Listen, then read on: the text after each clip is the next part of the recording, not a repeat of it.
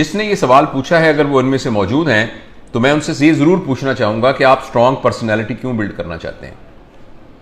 अगर तो यहाँ मौजूद हैं तो प्लीज़ ज़रूर बताइए कि, या हम कोई प्रिज्यूम कर लें अगर वो यहाँ मौजूद नहीं है कि जी नहीं होंगी तो शायद, लेकिन आप जरा वो जनरलाइज ही बता दें। अच्छा, तो असल में ना हम पर्सनैलिटी को पहले समझना बड़ा ज़रूरी है कि पर्सनैलिटी होती क्या है। पर्सनैलिटी वो होती है जो हमारा बाहर का इंटरफेस है, जो लोग देखते हैं। मैं कमरे में दाखिल हुआ तो मैंने बहुत ही नॉक किया, नफासत से दरवाज़ा खोला, क्या मैं अंदर आ जाऊँ? मैं कहा जी आइए तशरीफ। और मैं जब बैठा तो मैं इस तरीके से बैठा कि बिल्कुल मेरी ना एक बैलेंस था और बड़ा मैं डिसेंट सा मैं लग रहा था, बिल्कुल मेरा ना पोस्चर बड़ा ज़बरदस्त। फिर जब बात की तो मैंने अच्छे तरीके से बात की। अच्छा, जो मैंने शर्ट पहनी हुई थी वो मेरी बिल्कुल पैंट से मैच कर रही थी, बहुत अच्छा, और बूट भी मेरे बड़े चमक रहे थे और साफ थे। और जिस वक्त मैंने खाना खाया तो मैंने बड़े सलीके से खाना खाया और मेरी प्लेट बिल्कुल साफ थी, और मैंने गुफ्तगू की तो बड़ी, तो ये एक कुछ मिसाल है। तो ये सारा ना, ये मैंने बाल सही तरीके से किए हुए थे सारा। ये है जो बाहर का इंटरफेस है जो कि मेरे सामने नज़र आ रहा है, ये है पर्सनैलिटी। और ये बात हमने मुतअद्दिद बार आपसे अर्ज़ भी की है कि पर्सनैलिटी एक लफ्ज़ परसोना से निकला है, और परसोना से मुराद होता है नकाब, जो हमने ऊपर पहना हुआ होता है। ऐसा बहुत मुमकिन है कि इंसान अंदर से कुछ और हो मगर उसकी पर्सनैलिटी बड़ी ज़बरदस्त हो, क्योंकि एक आदमी अंदर से कुछ हो बिल्कुल, लेकिन उसका नकाब बड़ा एम्ब्रॉयडरी किया हुआ खूबसूरत हो तो वो बहुत खूबसूरत लग रहा हो। ये बहुत पॉसिबल है। हो सकता है मैं बहुत ही नफासत के साथ आपसे माफ़ी चाहता हूँ, बहुत ही नफासत के साथ आपसे गुफ्तगू करूँ, लेकिन अंदर से मैं बिल्कुल ऐसा ना हूँ। तो ये है पर्सनैलिटी। इस पर्सनैलिटी को बनाना भी ज़रूरी है, इसलिए कि हमें दुनिया के साथ इंटरेक्ट करना है। आप किसी शादी में जा रही हैं तो शादी के हिसाब से आपकी पर्सनैलिटी होनी चाहिए। आप फ़र्ज़ करें मस्जिद में जा रहे हैं तो आपकी मस्जिद के हिसाब से आपकी गेटअप और आपकी पर्सनैलिटी होनी चाहिए। अगर मैं अब कभी जाऊं बीच पे तो मैं वो पहनता हूं निकर या बरमूदा शॉर्ट और टी शर्ट पहनता हूं, तो मैं वहाँ पहन रहा होता हूँ, कोई माइंड नहीं कर रहा होता। लेकिन मैं नमाज़ पढ़ने जाऊँ, जुमे की नमाज़, और वो बरमूदा शॉर्ट पहन के चला जाऊँ तो मतलब है कितना अजीब लगेगा वो। इसी तरह मैं एक घर में वो पहनता हूँ लूज सा स्लीपिंग सूट, तो मैं फ़र्ज़ करें मुझे एक ट्रेनिंग सेशन में बुलाएं कहीं बड़ी यूनिवर्सिटी में, वही पहन के मैं चला जाऊं तो मैं कितना बेहुदा लगूंगा। तो हालांकि वो जो स्लीपिंग सूट पहन कर भी मैं अंदर से तो वही जावेद इकबाल हूँ, मेरा सब कुछ वही है। तो इसलिए पर्सनैलिटी तो हमें चाहिए, क्योंकि वो कईन की रिक्वायरमेंट है, वो एक ख़ास सिचुएशन की रिक्वायरमेंट है। और इसके लिए अंग्रेज़ी का बड़ा ज़बरदस्त लफ्ज़ है यूटिलिटेरियन पर्पज़।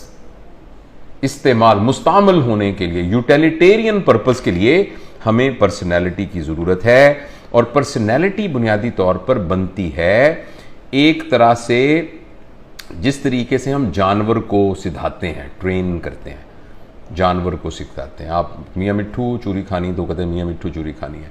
जिस तरीके से आप एक बिल्ली को जो है ना गेंद से खेलना सिखा देते हैं, एक कुत्ते को एक रिंग में से गुजरना सिखा देते हैं, तो ये जो ना ये टेमिंग से आदमी सीख जाता है, टेमिंग से। तो घर के अंदर उसी तरह का माहौल है, वालिद साहब भी उसी तरीके से हैं, सब लोग उस तरह, तो उस एनवायरनमेंट में रहता रहता बंदा का वैसा सब कुछ बन जाता है। लेकिन जो इससे भी ज़्यादा अहम चीज़ है वो हमारी इंडिविजुअलिटी है।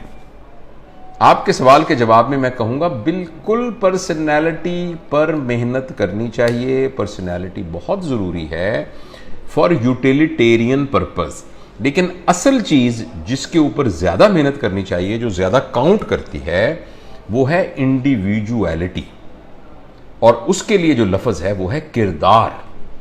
मैं अंदर से क्या हूं। अच्छा, पर्सनैलिटी वो है जो मैं लोगों के सामने हूं, और इंडिविजुअलिटी वो है कि जब मैं अकेले में हूं तो मैं जो हूं, वो इंडिविजुअलिटी है। अच्छा, जो पर्सनैलिटी की वजह से हमारा इमेज बनता है उसे हम कहते हैं प्रोजेक्टेड सेल्फ, और जो इंडिविजुअलिटी की वजह से हम बनते हैं उसे हम कहते हैं रियल सेल्फ। तो लिहाजा हमारा एक रियल सेल्फ है और एक हमारा प्रोजेक्टेड सेल्फ है।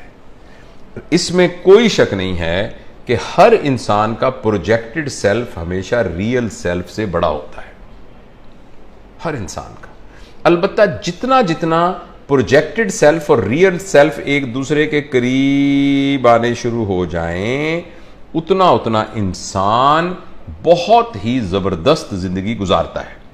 अब जरा गौर से सुनिएगा, यह है प्रोजेक्टेड सेल्फ, यह है रियल सेल्फ। जितने ये दूर होंगे उतना मैं अनकंफर्टेबल हूंगा, उतना मैं एक मुनाफकत की कैफियत में हूंगा, उतनी मैं तकलीफ की कैफियत में हूंगा।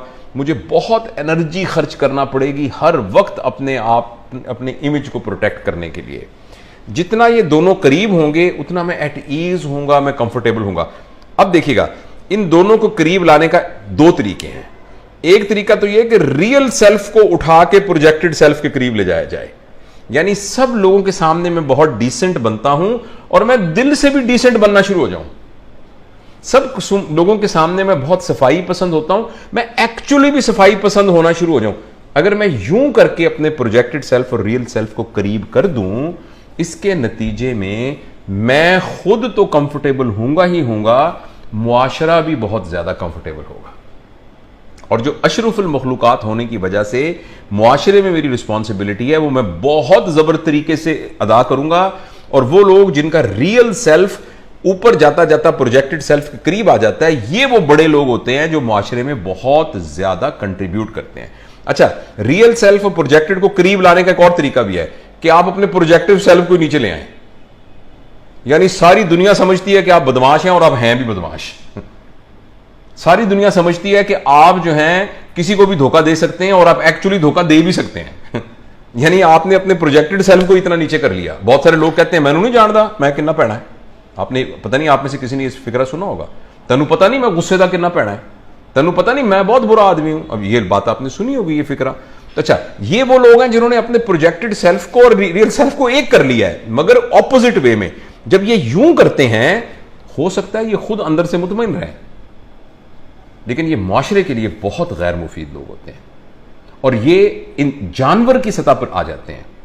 और जो एक अशरफुल मखलूकात होने की वजह से इंसानी सतह पर माशरे के अंदर खूबसूरती पैदा करनी है या एक इफादियत पैदा करनी है और खूबसूरती पैदा करनी है, वो नहीं कर सकते।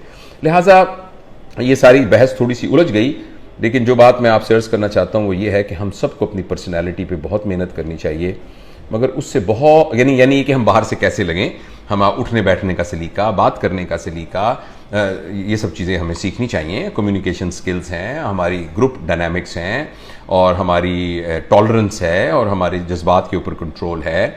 ये सारी चीज़ें हमें सीखनी चाहिए, मगर इससे भी ज़्यादा हमें अपने करैक्टर पर डेवलप मेहनत करनी चाहिए और अपने अंदर से अपने आप को वैसा कुंदन बनाना चाहिए। और वो कैसे बनेगा, वो बातें बहुत दफ़ा हम कर चुके हैं। वो वही है सेल्फ रिफ्लेक्शन, रोज़ाना अपना जायज़ा लेना, रोज़ाना देखना आज मैंने क्या बुरा किया, क्या मैं अच्छा कर सकता था। मैं अपना रोज़ का रोज़ जायज़ा लेना, रिफ्लेक्टिव, और दूसरा मेडिटेटिवनेस, यकसुई से बैठना और अपने आप को रिफ्लेक्ट करना। तो ये तमाम चीज़ें जो हैं और वो मैं आपको एक बात अर्ज करना चाहता हूँ कि जो बच्चे हैं ना, बच्चे जिनकी उम्र 7 साल से कम है, उनको चेंज करने के लिए एनवायरनमेंट को आप चेंज कर देंगे, इनपुट को चेंज कर देंगे तो वो चेंज हो सकते हैं। लेकिन जो एडल्ट हैं, मेरी और आपकी उम्र में पहुंच गए हैं, पक्की उम्र में जो पहुंच गए हैं, या हमारी औलाद जो 20-22 साल 25 साल की हो गई है, या हमारे स्पाउसेस जो हैं, ये चेंज सिर्फ एक सूरत में होंगे अगर इन्होंने खुद फैसला किया कि मैंने चेंज होना है कि नहीं होना।